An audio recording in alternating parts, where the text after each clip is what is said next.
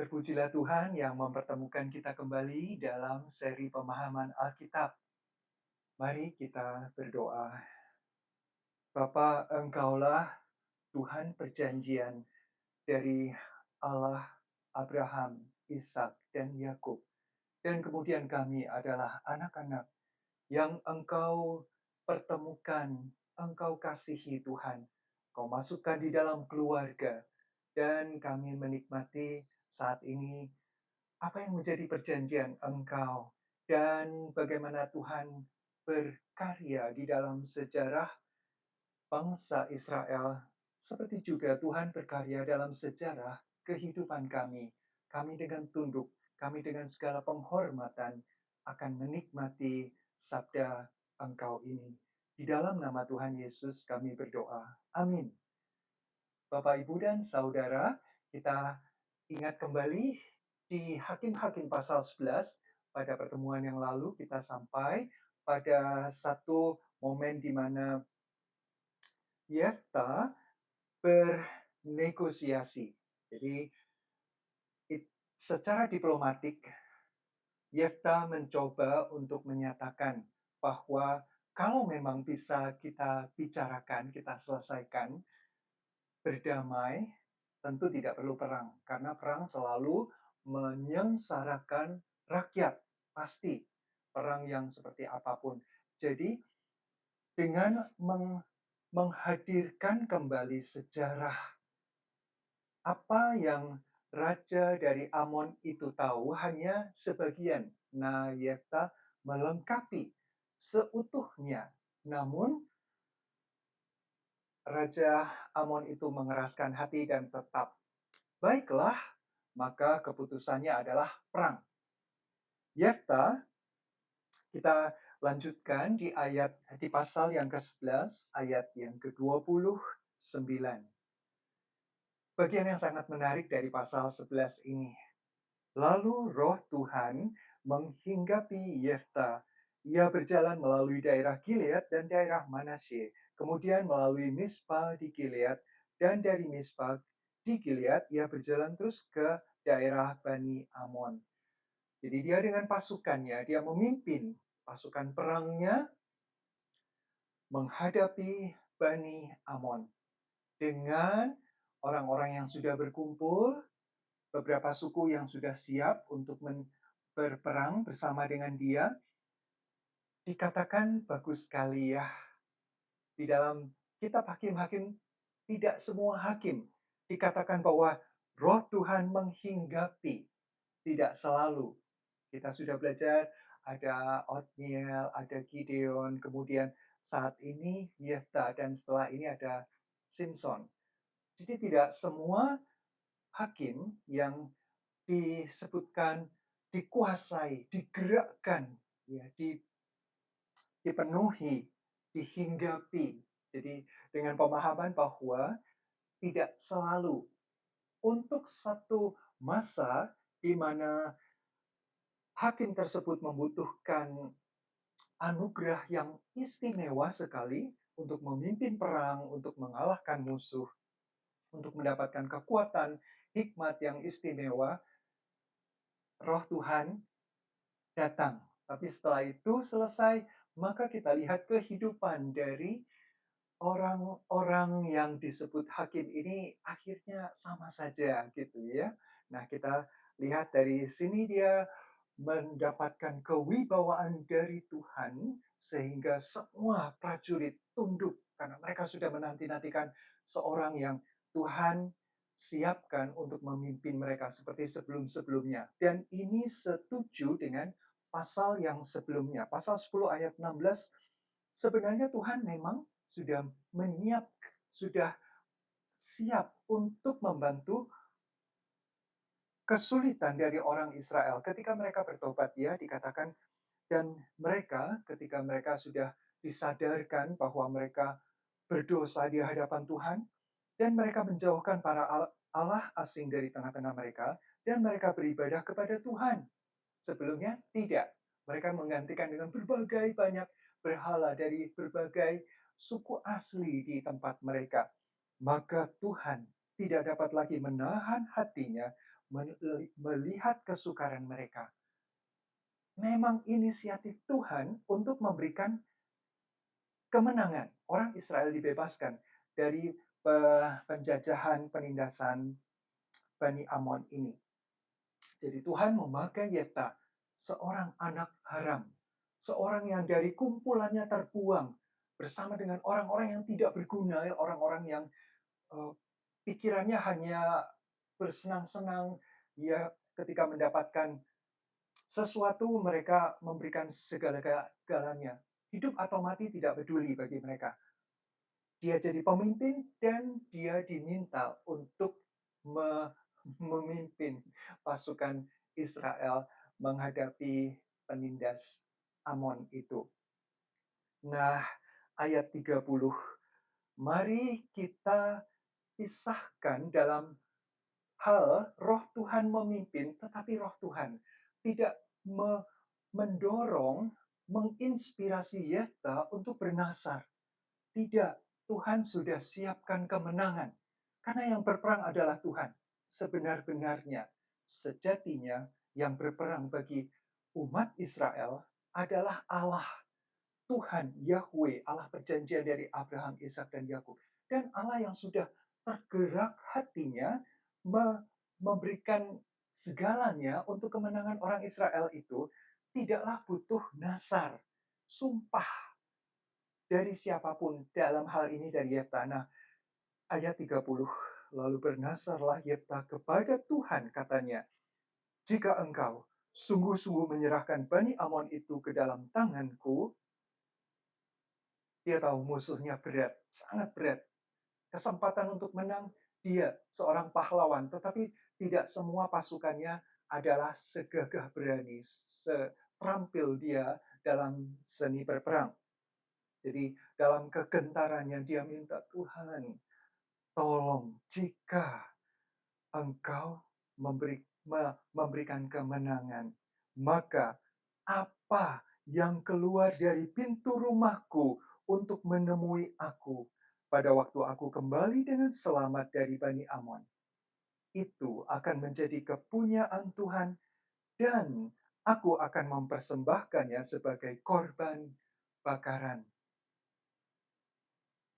Mari kita berhati-hati tidak mengaitkan roh Tuhan yang tadi menghinggapi Yefta. Roh Tuhan ini juga yang mendorong Yefta untuk bernasar seperti ini. Sama sekali tidak. Nasar ini lebih kepada kebiasaan para jenderal perang pada masa itu, jenderal kafir ya, yang bukan orang Israel. Ingat bahwa Yefta ini setengah Israel, setengah Yahudi, setengah Ibrani. Dia ayahnya Gilead dari suku Manasye, tetapi ibunya bukan. Ibunya mungkin adalah orang Aram. Jadi dia campuran, pernikahan campuran dari ayahnya yang mungkin ketika berdagang atau melakukan sesuatu kegiatan di kota lain, kota itu adalah kota Top, tempat asal ibunya, kemudian berpelesir mungkin, ya, sementara Gilead, ayah dari Yefta sendiri sudah punya istri. Dan anak-anak dari istri yang sah inilah yang mengusir Yefta keluar dengan catatan, kamu anak haram, kamu tidak akan mendapatkan warisan. Jadi pergi. Dia diusir kembali ke Top, ke rumah keluarga dari ibunya. Nah, Nasar ini kemungkinan dipengaruhi oleh budaya lokal di sana, bukan berdasarkan firman Tuhan. Walaupun Yefta kemungkinan besar ketika bersama dengan ayahnya dididik dengan budaya Yahudi pada saat itu diperkenalkan, maka dia punya sejarah yang bagus. Nilai sejarahnya ketika diuji oleh ayahnya dapat 9,9 mungkin ya. Hebat sekali. Maka ketika Bani Amon rajanya mencoba beralibi, berargumentasi, kalian nih yang menempati tanah kami. Jadi kami berhak untuk mengambil kembali. Oh tidak, bukan begitu. Nah, historinya, sejarahnya disampaikan dengan runut dan jelas. Artinya, Yefta punya pemahaman tentang Tuhan, apa yang Tuhan kerjakan, dan bagaimana bangsa Israel ini menduduki tanah perjanjian. Dia bela itu karena dia ada di pihak orang Israel. Dialah yang dipilih oleh para pemimpin Israel untuk mengalahkan, untuk uh, lepas dari penindasan Bani Amon. Ya, jadi dia berpikir jenderal itu orang, kalau itu adalah orang Kanaan asli yang tidak mengenal Tuhan Allah perjanjian, Allah Abraham, Ishak dan Yakub, maka dengan dewa-dewa, terutama dewa dari Amon, yaitu dewa Molok, yang uh, rakyatnya mempersembahkan, bahkan anak dipersembahkan dan menjadi korban bakaran, ya, dipanggang hidup-hidup. Itu menjadi kebiasaan, itu budaya, dan itu keji di hadapan Tuhan. Nah, rupanya Yefta mengambil ada setengah-setengah gitu ya, antara Tuhannya, Allah perjanjiannya orang Israel, dan apa yang menjadi tradisi di sekitarnya. Jadi dia mengucapkan sumpah itu, sebuah sumpah yang bukanlah diinisiasi atau yang diinspirasi oleh Roh Tuhan. Jauh, Tuhan tidak pernah mengharapkan meminta ini. Kalau Tuhan memberikan kemenangan, pasti menang. Tanpa sumpah, tidak perlu bernasar. Kalaupun kita merindukan untuk menyatakan, Tuhan, saya butuh sekali, Tuhan tolong saya, jika Tuhan tolong saya akan, nah, lakukan tanpa perlu demi Tuhan, demi apa, kemudian saya akan, kalau tidak biarlah saya tidak perlu dengan mengorbankan, apalagi ini yang dikorbankan orang lain ya, sesuatu yang lain. Korbankan diri sendiri, Tuhan saya akan setia melayani Engkau. Oh Tuhan, saya akan menggunakan waktu saya sungguh-sungguh untuk bersaksi tentang kebaikan Tuhan, melayani Engkau Tuhan dengan apa yang saya bisa. Itu jauh lebih baik daripada mengorbankan. Kalau mau jelas, mau mengorbankan, silakan bilang, saya akan persembahkan 100 ekor lembu misalnya, atau berapapun yang memang sudah diniati dengan sungguh-sungguh, silakan. Tetapi jangan dengan sesuatu yang sangat terbuka, yang akhirnya ini dikatakan foolish vow, ya, satu sumpah yang bodoh, yang tolol. Contoh yang lain adalah Saul ketika berhadapan dengan Filistin. Dia keakuannya mengatakan, aku harus menang. Rakyatku, kita akan menangkan pertempuran ini sampai tuntas. Sumpah, tidak boleh ada yang makan sampai kita mengalahkan dengan tuntas orang Filistin. Sementara orang berperang, tetapi tidak boleh makan. Hanya gara-gara egonya si Saul, raja pertama dari orang Israel itu. Wah, orang Israel begitu lelah, begitu lemah, karena tidak dapat energi, asupan, nutrisi yang mereka butuhkan untuk berperang. Nah, anak dari Saul, yaitu Yonatan, tidak tahu itu. Dia dengan pembawa senjatanya berdua saja, dia pergi ke perkampungan um, orang Filistin. Cara berpikirnya adalah, wah, teosentris sekali. Sangat berpusat kepada Tuhan. Dia bilang begini, kalau Allah, Tuhan akan memberi kemenangan kepada kita, tidak penting mau banyak orang atau sedikit orang. Jadi mari kita berdua saja, sementara musuhnya orang besar, orang kuat, ada markas di depan dia di atas sana. Dia bilang sama pembawa senjatanya, ayo kita ke sana. Kalau mereka dari atas menganggap, naiklah kemari, berarti itu tandanya Tuhan menyerahkan mereka ke dalam tangan kita.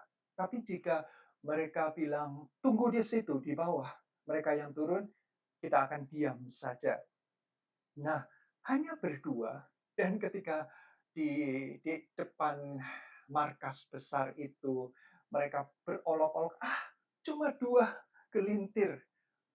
Apa maksudnya? Yah, berani-beraninya datang ke perkemahan orang Filistin yang perkasa ini. Wah, tunggu di situ ya, tunggu di situ. Dalam hati, Yonatan bersorak, "Yes, inilah kesempatan." Tuhan menyatakan kemenangannya atas orang Filistin ini. Mereka turun dan saat itu Yonatan mengalahkan 20 orang Filistin. Dan kemenangan itu adalah kemenangan 2 lawan 20. Dan ini orang kuat. Mereka hanya berdua. Itu sebuah kemenangan yang menggemparkan. Dan berita kemenangan Yonatan atas orang Filistin itu tersebar di markas besar orang Filistin sehingga mereka mulai berpanik. Hah? 2 orang saja mengalahkan 20. Mereka sudah tahu bahwa Saul dengan tentaranya sudah siap untuk menyerang mereka. Apalagi kalau itu menyerang. Mereka panik. Akhirnya ya, di ujung ceritanya adalah mereka saling berperang sendiri, berbunuh-bunuhan sendiri.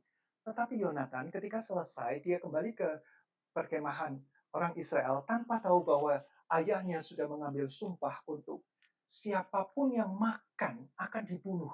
Bahkan itu anakku sendiri. Saul bilang begitu. Akan dibunuh mati. Dihukum mati. Astaga, sebuah sumpah yang sangat tolol. Istilah yang diberikan adalah itu.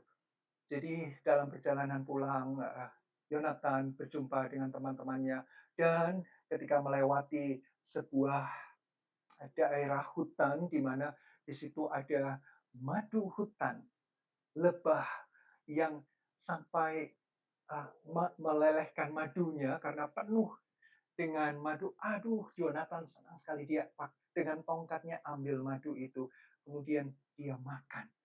Ah, orang lain yang tahu sumpah dari ayahnya, mereka diam, mereka tercengang, mereka belum sempat mengingatkan Yonatan bahwa ayahnya sudah bersumpah.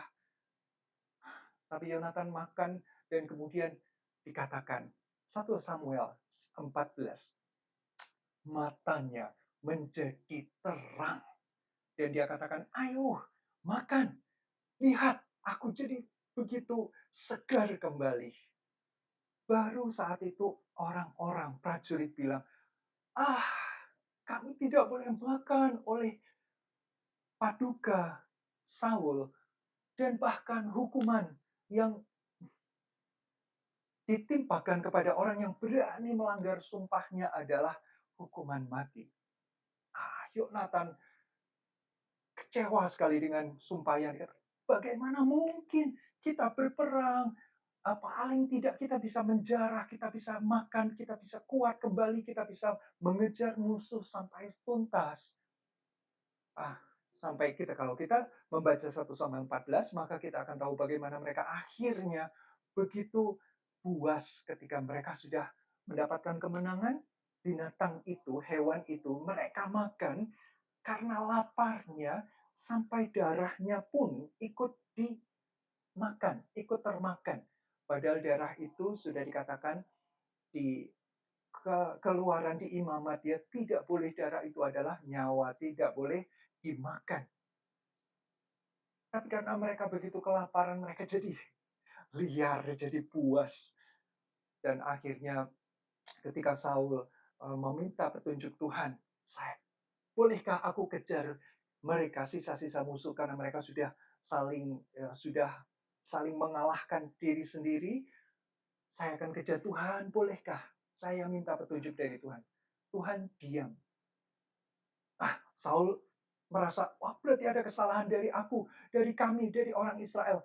Tuhan nyatakan, kalau kesalahan itu adalah karena melanggar sumpah yang dia sampaikan, Tuhan tolong dia dan anaknya. Sementara orang Israel di sana pakai Urim dan Tumim. Salahnya siapa? Aku dengan anakku atau orang Israel? Ketika Urim dan Tumim diambil, salahnya adalah terletak pada Saul, dari kelompok Saul dan anaknya. Nah, kemudian 2 orang ini diundi lagi, Urim dan Tumim. Ternyata Yonatan. Nah, Yonatan bilang, "Aku memang makan. Silakan jika Bapak ingin bunuh aku, silakan. Tetapi justru aku mendapatkan kekuatan setelah aku makan." Wah, itu adalah contoh sumpah yang bodoh sekali, yang kalau kita harus akui ya, kita di masa muda, ketika remaja, mudah untuk berjanji, bahkan bersumpah, dan itu adalah sumpah yang ya seperti itu kira-kira ya, namun tidak sefatal Saul. Begitu juga di Perjanjian Baru ada seorang raja yang namanya Herodes. Ketika dia berpesta pora, entah itu ulang tahun dia atau anniversary dia dinobatkan menjadi raja di Galilea, dia mengundang orang-orang penting baik dari kerajaan Romawi maupun dari sekitarnya, dari Galilea dan tetangganya. Ketika pesta itu meriah sekali, kemudian anaknya menari. Anak antara dia dengan Herodes dan Herodias. Anak ini menari begitu luar biasa. Mungkin tarian itu adalah tarian yang dari entah mengambil dari budaya yang mana, yang pasti bukan budaya Yahudi. Jadi dia begitu terpesona dan dia mengucapkan sumpah. "Ah, anakku, bagus sekali. Kamu mau minta apa? Apapun akan aku berikan." Di hadapan para pembesar pejabat, dia bilang, "Kalaupun kamu minta setengah dari kerajaanku, akan aku berikan."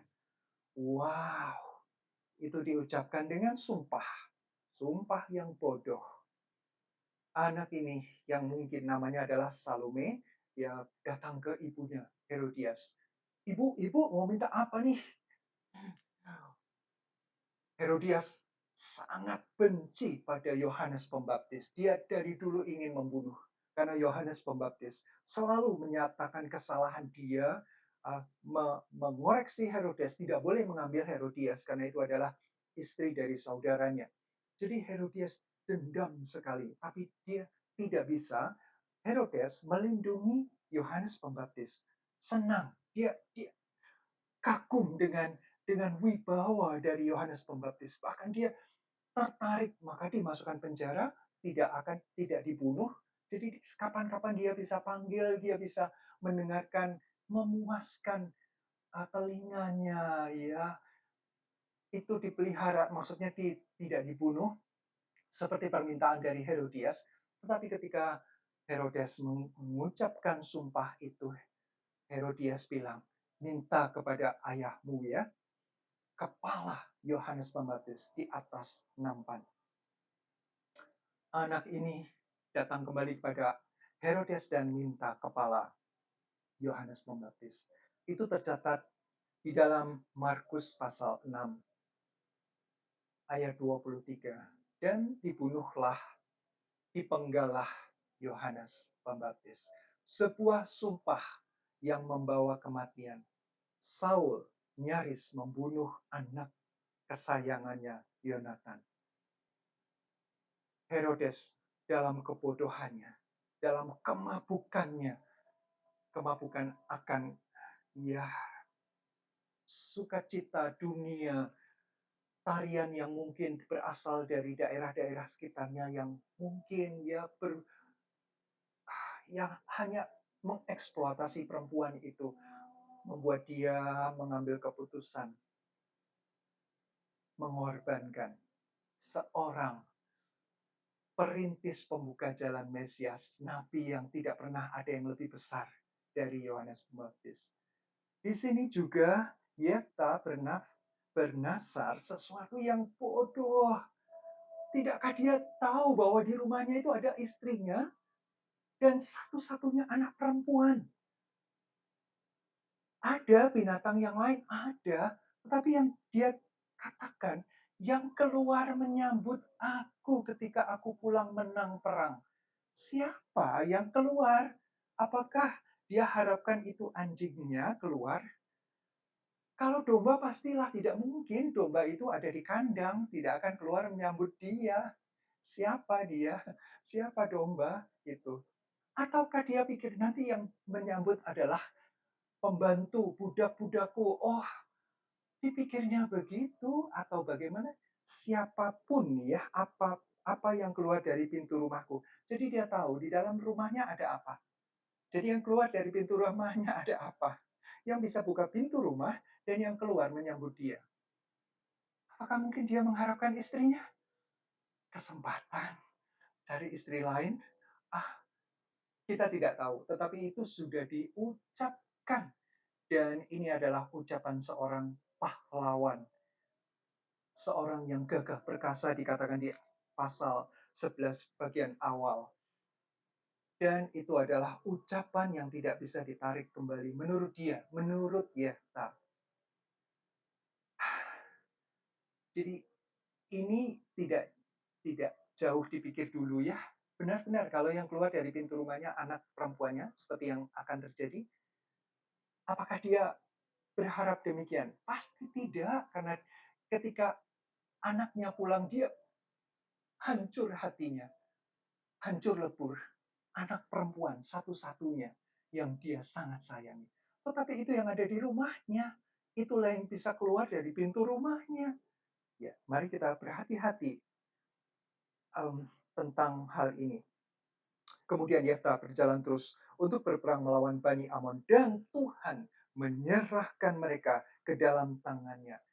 Tuhan memakai Yefta, ya, bukan karena Yefta bernasar, bukan. Tetapi kembali ke pasal 10 ayat 16. Karena Tuhan tidak dapat menahan hatinya melihat kesukaran mereka. Tuhan menetapkan, Tuhan memutuskan untuk memberikan kemerdekaan kembali kepada orang Israel yang sudah bertobat. Intinya adalah pertobatan yang sungguh-sungguh, itulah yang menyentuh hati Tuhan. Dan itulah yang memberikan kemenangan. Ketika mereka berbalik dengan air mata, dengan seruan, dan kemudian mereka menjauhkan dewa-dewa berhala mereka, dan mengutamakan kembali Allah perjanjian. Itu saja yang Tuhan mau. Tuhan tidak butuh nanti kita akan beri apa, kita akan persembahkan apa. Oh, Tuhan tidak butuh. Tuhan butuh hati kita saja. Hidup kita, kita persembahkan kepada Tuhan, itu sudah berkenan di hadapan Dia. Dan kita tepati janji itu, maka Tuhan disenangkan melalui persembahan. Ya, persembahkanlah tubuhmu sebagai persembahan yang hidup, yang kudus, dan yang berkenan. Itulah yang dikenan oleh Tuhan. Itulah persembahan yang menyenangkan hati Tuhan. Dan begitulah dia menimbulkan kekalahan yang amat besar di antara mereka. Mulai dari Aroer sampai dekat Minit, 20 kota banyaknya dan seterusnya. Ketika Yefta pulang, tampaklah anaknya perempuan keluar menyongsong dia dengan memukul rebana serta menari-nari. Dia adalah anaknya yang tunggal. Selain dari dia, tidak ada anaknya laki-laki atau perempuan. Demi dilihatnya dia, dikoyaknyalah bajunya sambil berkata, "Ah, anakku, engkau membuat hatiku hancur luluh, dan engkaulah yang mencelakakan aku. Aku telah membuka mulutku bernasar kepada Tuhan, dan tidak dapat aku mundur."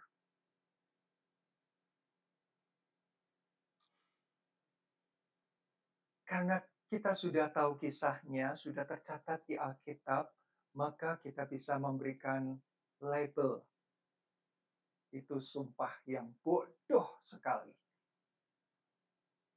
Tapi mari kita merefleksi diri kita supaya kita berhati-hati dengan apapun yang kita sampaikan, apa yang kita katakan dalam harapan yang besar, dalam kesulitan yang amat berat, hati-hati dengan apa yang kita sampaikan. Biarlah Tuhan, Roh Tuhan itu bukan hanya menghinggapi, tetapi sungguh-sungguh berbeda dengan perjanjian lama, maafkan, di perjanjian baru, Roh Tuhan itu tinggal bersama dengan kita. Tinggal kita sungguh-sungguh menundukkan diri. Tuhan, silakan bimbinglah saya Tuhan. Jangan biarkan ego saya menguasai keputusan, memberikan pilihan-pilihan yang tidak tepat. Tuhan, tolong supaya saya selalu merendahkan diri di hadapan Tuhan, selalu memohon pimpinan Tuhan, selalu menyatakan Engkau, memprioritaskan apa yang menjadi kehendak Engkau yang sudah Tuhan ingatkan dari firman Tuhan yang kita baca, renungkan, kita dengar. Ada prinsip yang kita bisa pakai untuk memutuskan. Ya, jangan sampai kita membuat sebuah janji yang tidak berkenan di hadapan Tuhan, yang mengorbankan orang lain. Dalam hal ini, Yefta mengorbankan anaknya seolah-olah ya demi kemenangannya terhadap Amon, atas Amon. Seolah-olah kemenangan itu harus ditebus dengan mempersembahkan anak perempuan satu-satunya. Berbeda jauh dengan Abraham yang diminta oleh Tuhan, karena Tuhan menguji ketaatannya ketika Tuhan meminta Abraham mempersembahkan anak tunggalnya dari istri yang dia miliki, Ishak. Beda jauh, konteksnya jauh. Dan ini adalah perintah Tuhan. Dan Tuhan bukanlah Tuhan yang suka mengorbankan anak. Tuhan benci melihat praktek uh, praktek ritual keagamaan orang-orang Kanaan, orang-orang Amori, ya termasuk di dalamnya adalah Amon, Moab, dan yang mengorbankan anak demi demi memuaskan dewa. Tuhan sama sekali Tuhan tidak, bukanlah Tuhan yang seperti itu. Abraham, saya yakin Abraham tahu yang Tuhan perkenan untuk dipersembahkan bukanlah nyawa manusia, bukan darah anak domba, iya. Jadi dibawanyalah Ishak dengan sepenuh hatinya, dia tunduk, dia taat, dia tahu kalaupun anak ini mati ya, kalaupun Tuhan sanggup hidupkan kembali. Kalaupun memang harus dipersembahkan seperti yang diminta oleh Tuhan, dia tepati. Tuhan sangat mudah. Tuhan punya cara untuk menghidupkan dia lagi. Itu yang dia percayai. Berbeda sekali dengan Yefta. Dan anaknya menjawab, Bapa, jika engkau telah membuka mulutmu bernasar kepada Tuhan, maka berbuatlah kepadaku sesuai dengan nasar yang kau ucapkan itu, karena Tuhan telah mengadakan bagimu pembalasan terhadap musuhmu, yakni Bani Amon itu. Ada ya anak yang seperti ini ya. Ishak saja tidak tahu bahwa yang nanti akan dipersembahkan dia. Dia bertanya kepada ayahnya Abraham, Papa, kita ada api, kita ada kayu, mana ya hewan yang akan dipersembahkan? Oh, anakku, Tuhan akan menyediakan. Itu jawaban Abraham. Jadi Ishak tidak tahu bahwa dia yang dipersembahkan. Tetapi anak dari Yefta tahu bahwa dia yang dipersembahkan. Mungkin anak ini juga tahu. Mungkin bukan sekali dua, bukan saat ini saja Yefta mengucapkan itu. Atau dia dengar para pahlawan lain akan berkata hal yang sama seperti ayahnya. Tetapi dia punya kerelaan, baiklah seolah-olah dia bersedia menjadi tanda kutip istilah yang diberikan adalah tumbal. Baiklah, karena engkau sudah menang, saya rela berkorban. Hmm, Tuhan tidak mau, Tuhan tidak suka hal yang seperti itu. Lagi katanya kepada ayahnya, hanya izinkanlah aku melakukan hal ini. Berilah keleluasaan, kebebasan kepada aku selama 2 bulan. Aku akan pergi mengembara ke pegunungan dan menangisi kegadisanku bersama dengan teman-temanku. Yang ditangisi adalah kegadisannya, keperawanannya. Ya, dan itulah yang terjadi. Yefta mengizinkan pergilah. Lalu setelah 2 bulan, dia menangisi kegadisannya di pegunungan, dia balik dan ayahnya melakukan kepadanya seperti apa yang telah dinasarkan itu. Jadi gadis itu tidak pernah kenal laki-laki dan telah menjadi adat di Israel bahwa dari tahun ke tahun anak perempuan orang Israel selama 4 hari setahun meratapi anak perempuan Yefta, orang Gilead itu. Mari kita lihat dulu ya sebelum saya akan membahas Nasar yang diucapkan oleh Yefta, kita harus tahu bahwa Tuhan tidak mau ada pengorbanan manusia. Di dalam Ulangan pasal 12 ayat 31 dikatakan, jangan engkau berbuat seperti itu kepada Tuhan Allahmu, sebab segala yang menjadi kekejian bagi Tuhan, apa yang dibencinya, itulah yang dilakukan mereka bagi Allah mereka. Bahkan anak-anaknya laki-laki dan anak-anaknya perempuan dibakar mereka dengan api bagi Allah mereka. Jadi Tuhan sangat tidak mau, sangat. Kemudian juga di pasal 18 ayat yang ke-10. Ulangan 18 ayat yang ke-10. Di antaramu janganlah didapati seorang pun yang mempersembahkan anaknya laki-laki atau anaknya perempuan sebagai korban dalam api, atau seorang menjadi petenung, seorang peramal, seorang penelaah, seorang penyihir, dan seterusnya. Jadi 2 kali dalam kitab Ulangan dikatakan, juga di dalam um, Imamat pasal 20 ayat 1 sampai 5 itu tentang kekudusan umat Allah. Di ayat yang kedua, engkau harus berkata kepada orang Israel, setiap orang baik dari antara orang Israel maupun dari antara orang asing yang tinggal di tengah-tengah orang Israel, yang menyerahkan seorang dari anak-anaknya kepada Molok, dewanya Amon, pastilah ia dihukum mati. Yakni rakyat negeri itu harus melontari dia dengan batu. Aku sendiri akan menentang orang itu dan akan melenyapkan dia dari tengah-tengah bangsanya. Karena ia menyerahkan seorang dari anak-anaknya kepada Molok. Dengan maksud menajiskan tempat kudusku dan melanggar kekudusan namaku yang kudus. Sungguh-sungguh tidak ada uh, ruang bagi seorang untuk melakukan kebiadaban seperti ini. Sama sekali pastilah bukan Tuhan. Pastilah bukan. Tuhan benci. Ya, Tuhan itu kekejian di hadapan Tuhan.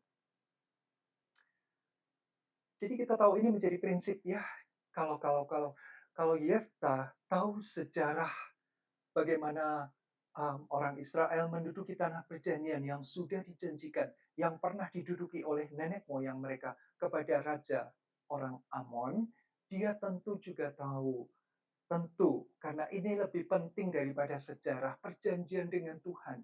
Apa yang menjadi kehendak Tuhan, titah peraturan itu jauh lebih penting daripada sejarah. Namun dia sekali lagi dengan sumpah yang sangat terburu-buru sembrono dinyatakan dengan mulutnya. Nah, kita lihat kembali sumpah itu. Dikatakan bahwa itu ya. Jadi apa, bukan siapa. Sebenarnya dia mengharapkan sesuatu yang keluar berarti makhluk hidup, tetapi pasti bukan anak, bukan siapa, tetapi itu. Apakah dia punya banyak piaraan? Mungkin. tetapi dia katakan itu akan menjadi kepunyaan Tuhan. Jadi ada seolah-olah ada dua, dan aku akan mempersembahkannya sebagai korban bakaran. Nah, menarik sekali di dalam di, di bahasa aslinya tulisan Ibraninya kata atau atau itu ada kemiripan, ya. Jadi Alkitab versi literal standard version dan Young's literal translation menerjemahkan atau. Jadi ada dua, ada pilihan. Itu akan menjadi kepunyaan Tuhan atau aku akan menyerahkan, aku akan mempersembahkannya sebagai korban bakaran. Jadi kalau yang keluar itu adalah istrinya, anaknya, itu akan dipersembahkan menjadi milik Tuhan. Seperti Samuel yang kecil, sejak lepas setelah disapih oleh sang mama, Hana, dibawa ke bait suci, dipersembahkan. Ya, ada Imam Eli di situ sebagai bayi Nazar. Karena Hana tidak punya anak. Ya, dia berdoa, dia minta, jika Tuhan memberikan aku anak, aku akan mempersembahkannya untuk Tuhan. Jadi bayi Nazar. Dan Hana melakukan nazarnya. Artinya Samuel lahir, maksudnya besar dari usia mungkin 2-3 tahun, berada bersama dengan Imam Eli, melayani, dilatih untuk mulai ya mengerjakan hal-hal yang sederhana di bait suci itu. Dan itulah yang terjadi sampai Samuel dewasa menjadi nabi, menjadi imam di bait suci. Atau, nah, karena di dalam kisah ini yang ditangisi adalah kegadisan, bukan hidupnya, nyawa, bukan. Ada kemungkinan bahwa Yefta tidak mempersembahkan anaknya sebagai korban sembelihan yang dibakar di atas mezbah. Sekali lagi karena kita melihat bahwa Tuhan tidak mau ada itu. Orang yang melakukan haruslah dihukum mati. Kalau itu diketahui oleh penduduk, penduduk harus melempari dia dengan batu sampai mati. Kalau tidak diketahui, Tuhan sendiri yang akan melenyapkan dia. Jadi, kemungkinan saya sendiri berpendapat adalah anak ini dipersembahkan. Melayani apakah sebagai seorang yang seumur hidup tidak menikah? Kalau kita lihat kembali di Perjanjian Baru, ketika bayi Yesus dibawa oleh Maria dan Yusuf ke bait Allah, di situ ada Simeon, di situ juga ada Ibu Hana, ya, yang kemudian menggendong, memeluk, aku puas, ini yang aku tunggu-tunggu, aku tidak mau mati sebelum melihat Mesias ini. Ya, jadi mempersembahkan seluruh hidup, tidak memikirkan rumah tangga atau kesibukan-kesibukan yang lain, sepenuhnya melayani Tuhan. Ya, kemungkinan itulah yang terjadi. Tetapi kita belajar supaya kita tidak mudah untuk mengucapkan janji. Jika ya, katakan ya. Tidak perlu demi, jika tidak, katakan tidak. Tidak perlu demi Tuhan, demi bait suci, demi persembahan kudus, demi.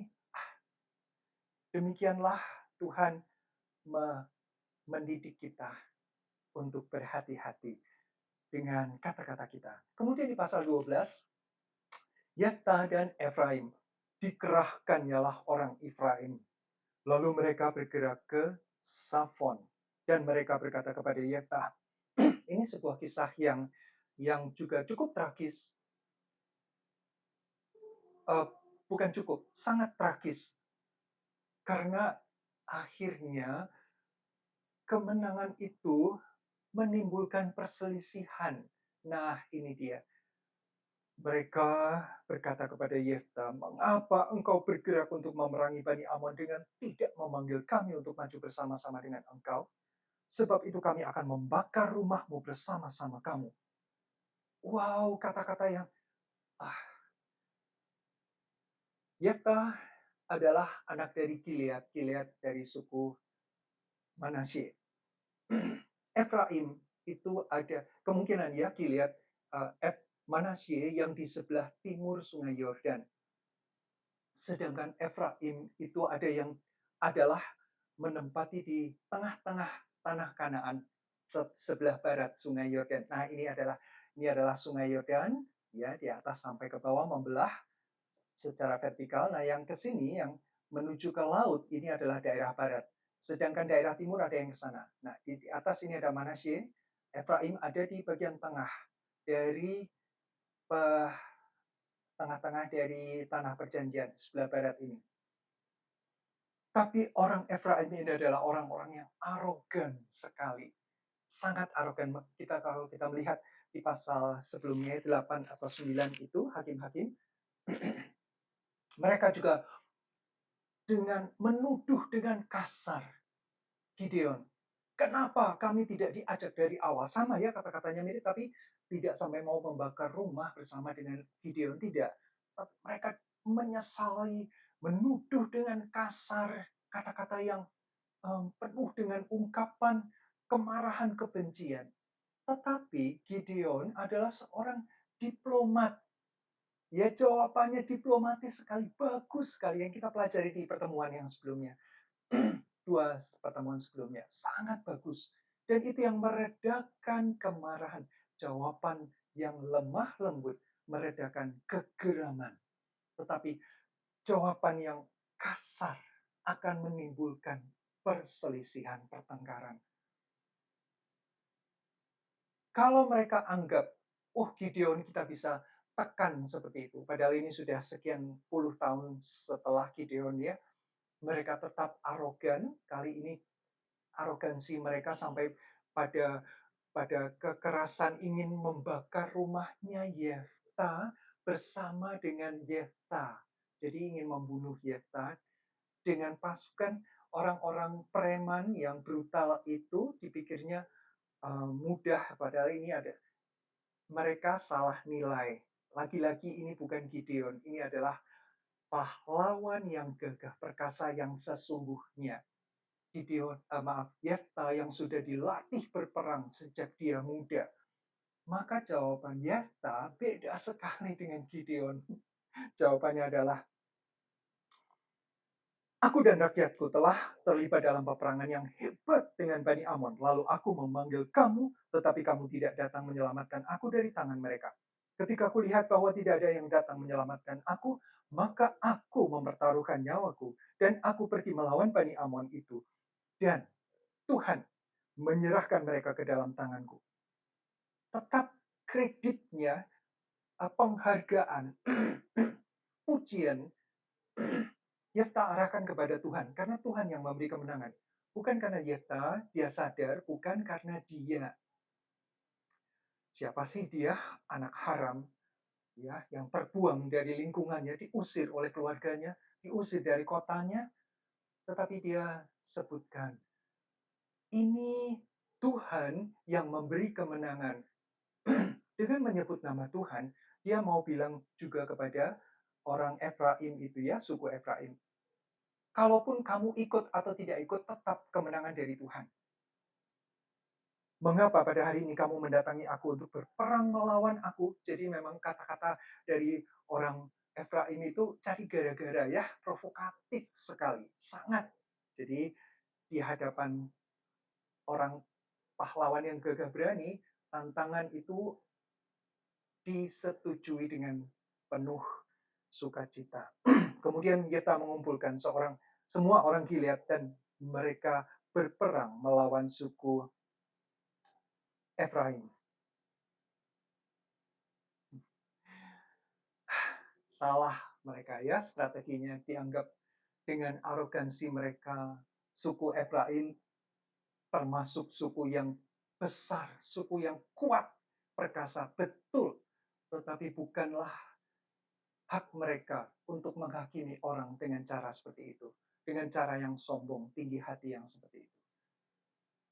Sangatlah harus kita berhati-hati ya dengan kemarahan. Akhirnya terjadilah perang saudara. Luar biasa, banyak korban. Luar biasa. Dan itu korbannya adalah orang-orang yang potensial untuk menjadi pahlawan, yang membela Israel dari serangan musuh. Jadi orang Efraim itu mengatakan kepada Yefta, ya, kamulah orang-orang yang telah lari dari suku Efraim. Dengan kata lain, kamu orang buangan, kamu liar begitu. Kamu tidak termasuk kami. Jadi kata-kata hinaan itu membuat Gideon dan kaum Gilead marah. Orang Gilead menduduki tempat-tempat penyeberangan Sungai Yordan. Kalau jadi dikalahkan orang Efraim, kalau ada yang lari dari barat itu berarti dari sana, mau menyeberangi Sungai Yordan, kembali ke Efraim, ke tempat Efraim di bawah sini, maka di penyeberangan di Sungai Yordan ini, orangnya Yefta, orang Gilead, menghadang dan bertanya, kamu orang Efraim bukan? Kalau dia bilang, iya aku orang Efraim, dibunuh mati. Tapi kalau dibilang, aku bukan orang Efraim, sebutkan kata Shibolet, artinya aliran air, sungai, ya, atau aliran yang banyak banjir, Shibolet. Kalau dia bilang, dia bukan orang Efraim, tapi dia bilangnya Shibolet, tidak bisa berkata Shi, hanya bilang Si, maka dibunuh juga, karena dia pasti orang Efraim. Ada logat lokal yang membuat uh, orang Efraim itu tidak bisa mengatakan she, ya, dan itulah yang menjadi password. Kamu orang Efraim? Bukan. Shibolet. Sibolet. Udah beres. Dan pada saat itu yang mati itu 42.000 orang Efraim. 42.000 perang saudara yang sangat menyita banyak korban, yang bukan melawan musuh, tetapi melawan saudara sendiri. Sama-sama anak Yakub, anak Israel. Dan itu yang kita pelajari di sini. Ada dua hal berkaitan dengan kemarahan. Berkaitan dengan kemarahan. Sebelumnya kita juga belajar, ya, Gideon pun punya masalah dengan kemarahan. Dia membalas dua kota itu ya dengan kegeramannya yang di luar batas. Kali ini baik Efraim maupun Yefta, dua-duanya adalah orang keras hati yang akhirnya kita bisa bilang pertengkaran, amarah yang berasal dari emosi karena ego yang terluka tidak akan pernah membawa kebaikan. Tidak akan pernah. Ego kita boleh terluka. Kalau dibilang egonya laki-laki, jangan sampai dilukai. Oh, tidak hanya laki-laki, setiap orang kalau egonya dilukai pasti akan sakit dan membalas. Tetapi mari kita belajar dari firman Tuhan. Di dalam Mazmur 37 ayat 8 sampai 9 dikatakan, berhentilah marah dan tinggalkanlah panas hati itu. Jangan marah, itu hanya membawa kepada kejahatan. Betul ya? Sebab orang-orang yang berbuat jahat akan dilenyapkan. Tetapi orang-orang yang menanti-nantikan Tuhan akan mewarisi negeri. Ada dua respon terhadap amarah. Kalau yang satu membiarkan amarah itu keluar meledak-meletup tanpa ada kendali, maka terjadi yang pertama, ya karena itu akan membawa kejahatan dan orang yang berbuat jahat akan dilenyapkan. Jadi hanya gara-gara marah, tersinggung, maka wow, dia melenyapkan orang lain dan dia akan dilenyapkan. Tetapi kalau respon ketika menantikan Tuhan, Tuhan beri saya kesabaran, Tuhan berikan kendali atas kemarahan saya. Tuhan taruhlah penunggu. Ada yang menjaga mulut lidah hambamu ini Tuhan, yang penuh dengan kelemahan. Janganlah sampai terucap kata-kata yang provokatif, yang menyakitkan, yang akhirnya menjadi orang yang jahat dan yang akan mengorbankan orang lain dan membuat diri sendiri menjadi korban. Tuhan, berikan kami hati yang panjang untuk menantikan Tuhan. Biarlah aku disakiti, biarlah saya dikhianati, dirugikan seperti apapun. Tuhan, Engkau hakim yang adil. Saya menantikan keadilan dari Engkau. Bukan saya yang membalas, tetapi Tuhan yang membalas. Begitu juga di dalam Amsal, pasal yang ke-22 ayat 24 sampai 25. Jangan berteman dengan orang yang lekas gusar. Jangan bergaul dengan seorang pemarah. Supaya engkau jangan biasa dengan tingkah lakunya dan memasang jerat bagi dirimu sendiri. Oh, kita bergaul dengan siapapun, tetapi janganlah berteman, akrab, bersahabat, terus-menerus dalam lingkungan bersama dengan dia, komunitas yang orang-orangnya adalah para pemarah, penggusar, kita akan terbiasa dengan itu. Orang yang marah, bicara apa saja tanpa terkendali. Tangannya, kakinya bertindak semaunya tanpa terkendali. Nah, kalau kita biasa melihat itu di rumah misalnya, orang tua yang seperti itu, maka anak-anaknya akan terbiasa dan anak-anaknya akan melakukan hal yang sama. Jadi pertobatan dimulai dari orang tua, dari orang pemimpin, menyatakan dirinya menjadi contoh, menjadi teladan bagi keluarganya, bagi komunitas di sekitarnya. Dalam hal ini komunitas rohani sangatlah penting. Jangan kita berada di tengah-tengah bersama dengan orang-orang pemarah, penggusar, ya pendendam, pembenci yang selalu membicarakan orang lain, selalu ingin membalas dendam dan seterusnya, merancangkan hal-hal yang jahat. Jangan berteman. Bergaul, ya kita harus bergaul. Apalagi itu atasan kita mungkin, atau itu mungkin adalah sahabat kita, tetapi mari kita bukan kita yang dipengaruhi, tetapi kita mempengaruhi. Jangan sampai kita terjerat dengan orang-orang yang seperti itu. Kemudian kita harus belajar dari peristiwa ini. Jangan sampai di dalam antar saudara ada perselisihan. Karena Tuhan Yesus berdoa sungguh-sungguh kepada Bapa, jadikan mereka satu.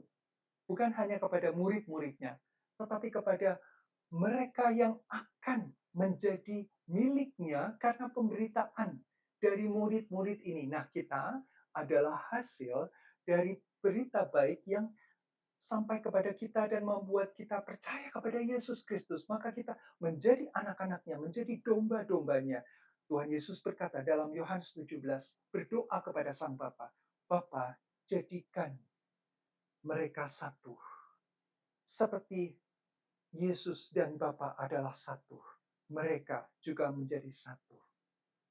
Dan bersatu dengan Yesus. Yesus sangat mengenal mereka. Mereka juga, orang-orang yang percaya ini juga mengenal Yesus. Seperti kita, mengenal Yesus. Yesus bukanlah pemarah.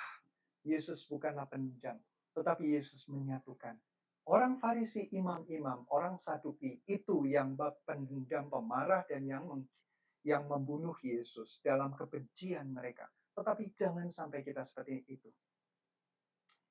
Menjaga. Lebih baik diam, tidak menjawab apa-apa, biar Tuhan, sekali lagi, nantikanlah Dia.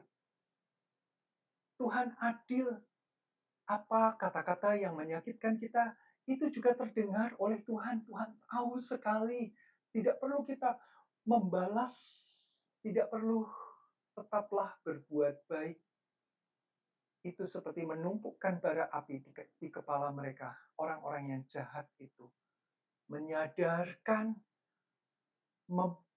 menyatakan mereka sudah mempermalukan diri mereka sendiri. Shame on you. Bukan kita yang mengucapkan, tetapi itu yang berlaku atas mereka. Karena mereka memperlakukan anak-anak Tuhan yang hidup dalam kebenaran dengan perlakuan yang tidak benar.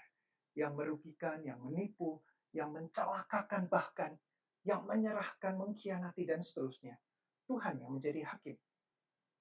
Dan kita bersyukur kebersatuan kita dengan Tuhan Yesus. Karena Tuhan pernah dikhianati seperti ini. Tuhan tahu sekali rasanya bagaimana kata-kata yang tajam, yang kasar, yang penuh kebencian itu dilontarkan kepada dia dengan teriakan, menggema seluruh depan pekarangan gedung pengadilan Pontius Pilatus. Salibkan dia, salibkan dia. Sebagian dari mereka adalah orang yang sudah disembuhkan oleh Yesus dalam 3,5 tahun pelayanannya. Sebagian dari mereka saudaranya pernah disentuh oleh Tuhan Yesus. Dengan kesembuhan, dengan kebangkitan dari kematian, dengan banyak hal. Yesus menyatakan, mereka mencicipi makanan 5.000 orang dengan 5 roti 2 ikan. Dengan 7 ketul roti. Tetapi pada saat itu mereka berteriak sama-sama. Salibkan dia, salibkan dia. Dan Tuhan tahu rasanya.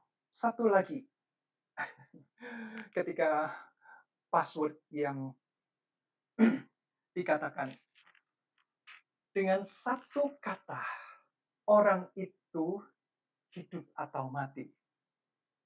Bukan tidak dengan pedang atau ya pisau di leher dan ditanya mau pilih hidup atau mati.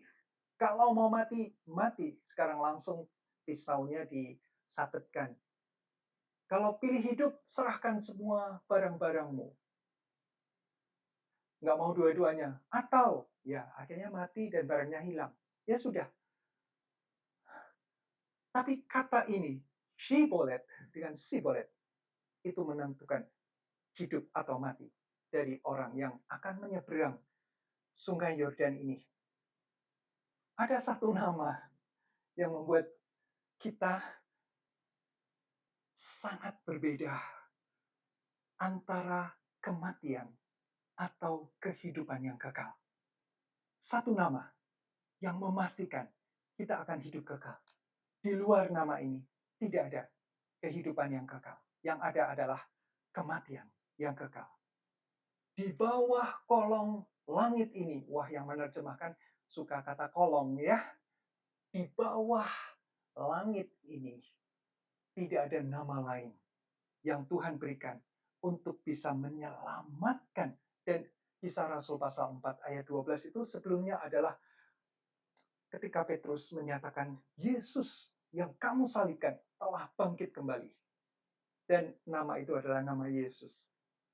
Satu nama yang membedakan, yang menjadi penentu kehidupan kekal atau kematian kekal. Bukan Shibolet atau Sibolet, tetapi Yesus Kristus. Ketika kita percaya kepada Yesus Kristus, maka itu adalah jaminan yang teguh, yang abadi, kekal. Sampai Tuhan datang kembali Ya, kemudian, mmm, Yefta memerintah sebagai hakim atas orang Israel 6 tahun lamanya. Kemudian matilah Yefta orang Gilead itu, lalu dikubur di sebuah kota di daerah Gilead. Berikutnya ada 3 hakim kecil, minor. Pertama adalah sesudah dia, maka Ebsan dari Bethlehem memerintah sebagai hakim atas orang Israel. Ia mempunyai 30 anak laki-laki.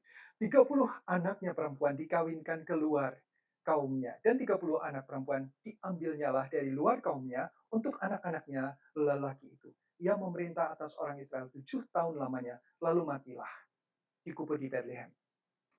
Ebzan itu artinya istimewa, luar biasa, super, splendid, ya, Ebzan. Kemudian Bethlehem itu adalah rumah roti, tempat perbekalan. Lalu 30 anak laki-laki, 30 anak perempuan. Istrinya berapa? Tidak disebut karena istri tidak begitu penting. Ya, di dalam budaya patriarkal yang mengutamakan, mengedepankan laki-laki, maka anak istri tidak banyak kecuali yang penting Tuhan sebutkan. Nah, Ebsan itu nama yang dimunculkan walaupun dia hanya tiga dua ayat, 3 ayat dan kemudian juga ada 2 ayat berikutnya, tapi tetaplah tercantum namanya. Jadi nanti kita akan lihat 30 30 anak laki-laki dikawinkan dengan anak perempuan di luar kaumnya. Jadi dia mempunyai koneksi, membuat pernikahan diplomatik 30 laki-laki. Berapa ya? 6 istri mungkin, 5 istri. Kalau anak banyak mungkin 4 istri sudah cukup, 3 istri mungkin. Jadi anak-anaknya dipakai untuk memperkokoh, ya, menjalin sinergi dengan kaum yang lain. 30 anak perempuannya juga. Dengan laki-laki di luar kaumnya. Jadi lebar jaringan networkingnya ini orang yang berpikirnya super. Seperti namanya. Kemudian Elon. Sesudah dia, maka Elon Musk, orang Zebulon, memerintah, tidak ada Musknya. Orang Zebulon memerintah sebagai hakim atas orang Israel. Ia memerintah atas orang Israel 10 tahun lamanya, kemudian matilah Elon, orang Zebulon itu, lalu dikuburkan di Ayalon, tanah Zebulon. Elon itu artinya pohon yang besar, pohon yang kuat, yang ada di pegunungan, pohon aras, yang terkenal dengan besar, berapa pelukan orang dewasa, dan itu menjadi pintu gerbang atau bangunan yang kokoh luar biasa. Jadi menunjukkan kekuatan, ketangguhan, dan ketahanan. Itu bisa diandalkan puluhan tahun. Hidup dari pohon ini juga ratusan tahun. Kalau tidak tumbang, kalau tidak dipotong. Jadi bisa bertumbuh terus tanpa henti. Tetap hidup nyaris selama-lamanya. Kestabilan, ya. Dengan adanya nama ini, maka amanlah orang Israel 10 tahun. Sesudah dia, maka Abdon bin Hilal, orang Piraton, memerintah sebagai hakim atas orang Israel. Dia mempunyai 40 anak laki-laki dan 30 cucu laki-laki yang mengendari 70 ekor keledai jantan. Ia memerintah atas orang Israel 8 tahun lamanya. Kemudian matilah Abdon bin Hilal orang Piraton itu, lalu dikuburkan di Piraton, tanah Efraim, di pegunungan orang Amalek. Nah, 3 nama, ya walaupun yang terakhir juga Abdon itu abdi, adalah hamba. Bagus ya, nama ini maksudnya bagus. Orang yang mau mengabdikan diri, anak-anaknya banyak, berarti istrinya juga banyak. Bukan, Alkitab tidak mengajarkan dari ayat-ayat ini, tidak mengajarkan supaya kita pada zaman ini punya istri banyak. Sama sekali tidak. Tidak ada. 2 menjadi 1. 2. Laki-laki dan perempuan. 2 lawan jenis yang sepadan, yang saling menolong, saling menguatkan di dalam Kristus, dibina, dibangun, diperkenalkan, didekatkan, melalui perjalanan rohani ketika dua menjadi satu, semakin mengenal Tuhan, semakin mengasihi Tuhan. Kalau masih sendiri-sendiri, masih sembarangan hidupnya, tetapi ketika mulai tunduk kepada Tuhan, mencari kehendak Tuhan, sampai pada disatukan dalam pernikahan yang kudus, Tuhan tetap menjadi pemimpin atas keluarga ini, maka kehidupan yang sejati, kebahagiaan yang sesungguhnya adalah milik uh, pasangan yang Tuhan persatukan dan tidak boleh dipisahkan oleh manusia. Maut yang memisahkan. Itu yang disampaikan, tidak ada hubungan ya nampaknya. Maksudnya 40 anak laki-laki ditambah 30 cucu laki-laki. 70 keledai jantan. Keledai sudah kita bahas, lambang dari otoritas ya, tidak butuh kelincahan seekor kuda. Keledai cukup karena masanya aman, tentram. Jadi dengan tanda keledai ini seperti limusin gitu ya, tanda pangkat dari pejabat, keledai yang khusus. Nah, tiga hakim yang kecil ini dibandingkan dengan Yefta, tentu jauh. Yefta sampai 2 pasal, ya dua pasal, 1,5 lah ya, 1,5 pasal. Sedangkan ini hanya 2-3 ayat saja, tetapi tidak berarti bahwa mereka tidak penting. Nama ini dicantumkan di Alkitab supaya kita tahu bahwa secara sejarah kitab Hakim-Hakim menuliskan apa yang Tuhan sudah perbuat bagi orang Israel supaya mereka aman, supaya mereka sejahtera, supaya ada masa di mana mereka beribadah kepada Tuhan dengan tenang, dengan aman, dengan nyaman. Dan 3 nama yang sederhana, orang-orang biasa yang tidak ada kisah, bukan berarti tidak penting. Seperti juga Tuhan mempercayakan talenta. Ada yang 5, ada yang 2, ada yang 1. Ketika Tuhan meminta pertanggungjawaban mereka, bukan yang 5 lebih istimewa dari yang 2, sama sekali tidak. Karena Tuhan tahu kesanggupan yang 5, hamba yang pertama, itu memang 5 talenta. Jadi Tuhan percayakan 5. Sedangkan hamba yang kedua, bukannya lebih rendah dari yang pertama. Bukan. Tetapi karena memang kemampuannya, kapasitasnya, itu 2 talenta. Jadi Tuhan berikan sesuai dengan porsinya. Sehingga ketika mereka mempersembahkan kembali profit, apa modal yang diberikan dengan profit, keuntungan yang didapat. Tuanku, lihat aku berhasil mendapatkan. Yang 5 mendapatkan yang 5, mendapatkan 5. Yang 2 berhasil mendapatkan 2 lagi. Karena tuannya itu lama perginya keluar. Dan ketika kembali meminta pertanggungjawaban, maka 2 orang ini dengan penuh senang dinanti-nanti kedatangan sang tuan ini. Karena mereka menunjukkan mereka adalah orang yang bertanggung jawab. Ditinggal lama pun mereka tetap melakukan tanggung jawab mereka dengan baik dan menghasilkan keuntungan hidup mereka berguna. Jadi jawaban dari sang tuan kepada 2 orang yang bertanggung jawab ini, yang setia ini, itu bagus sekali. Ya dikatakan, baik sekali perbuatanmu itu, hai hambaku yang baik dan setia. Engkau telah setia dalam perkara kecil, aku akan memberikan kepadamu tanggung jawab dalam perkara yang besar. Masuklah dan turutlah dalam kebahagiaan Tuhanmu. Kata-kata yang persis sama antara yang 5 dan yang 2.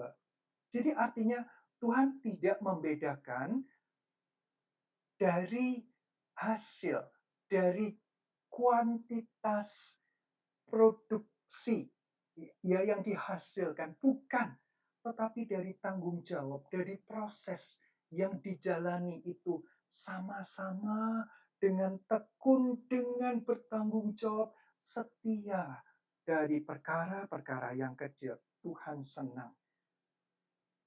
Dapatnya sama, masuklah dalam kebahagiaan Tuhanmu. Bukan yang satu ruang VIP, yang satu kelas satu, yang lain kelas 2, kelas 3. Jawaban dari itu Tuhan itu sama persis. Titik komanya, jumlah katanya sama persis.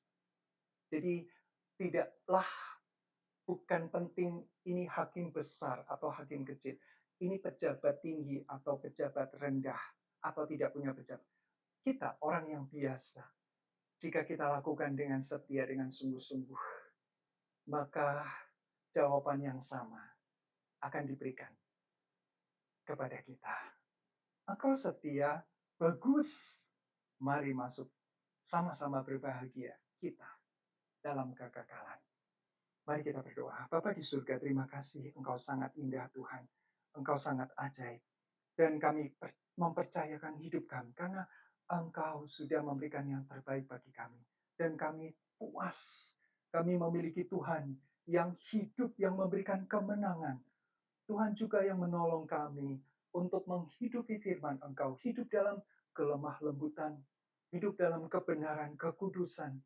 Hidup di dalam kesetiaan, ketekunan, melakukan tanggung jawab, bahkan sekalipun tidak dilihat oleh orang lain, tetapi kami tahu bahwa Engkau melihat kami, Tuhan. Dan kami mempertanggungjawabkan waktu yang Tuhan berikan kepada kami. Kami mempertanggungjawabkan materi yang Tuhan berikan kepada kami. Menggunakannya menjadi penata layan, manajer yang baik atas semua yang Tuhan anugerahkan, yang Tuhan titipkan bagi kami. Sampai kami datang kembali kepada Engkau dengan membawa persembahan hidup yang kudus, yang berkenan di hadapan Engkau. Ini kerinduan kami, Tuhan. Hamba percaya bahwa Tuhan memberkati setiap anak-anak Engkau yang cinta sabda Engkau, Tuhan. Yang terus antusias di dalam mendengarkan, mempelajari, dan menghidupi firman Engkau ini. Di dalam nama Tuhan Yesus hamba memohonkan berkat bagi anak-anak-Mu ini. Amin. Bapak, Ibu, dan Saudara, Tuhan Yesus memberkati.